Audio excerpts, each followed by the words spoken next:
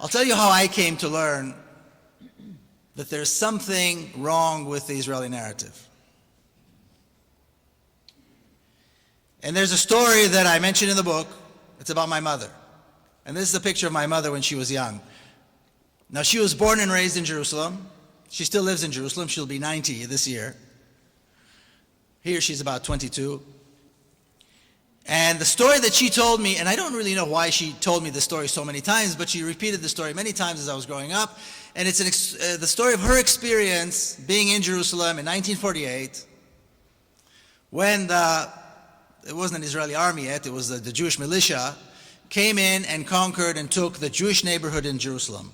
Now, I'm not talking about the old city of Jerusalem. I'm talking about the western side of Jerusalem, which later on became Israel.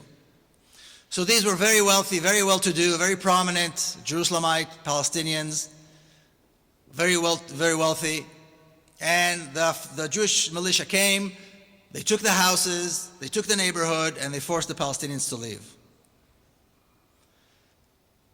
And these homes, these very beautiful, very distinct Arab homes, were offered and given to Israeli families. And my mother was offered one of these homes. And the way she tells the story today, and we still talk about it, is just as passionate as she ever told it when I was a child. And she says simply, how can I possibly take the home of another mother? How can I take the home, move into the home of another family, which now lives in exile somewhere?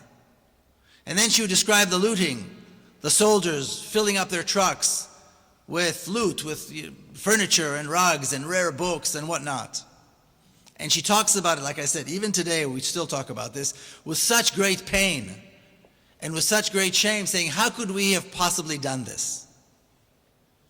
How wrong it was for us to do this, us as Israelis. Now, for me growing up, I could understand, obviously, that this is a very good, very important, very, the right thing to do. It was a good story, the right thing to do. She made the right choice. But on the other hand, there was something that was very troubling for me when she told the story.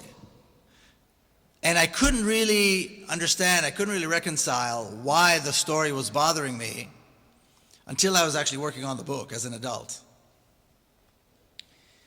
And of course, what I realized was that her personal story was contradicting the national narrative. Because we don't do these things. We're the good guys. We're the Jews. We came back to reclaim our land. This was our country 2,000 years ago, but we're back.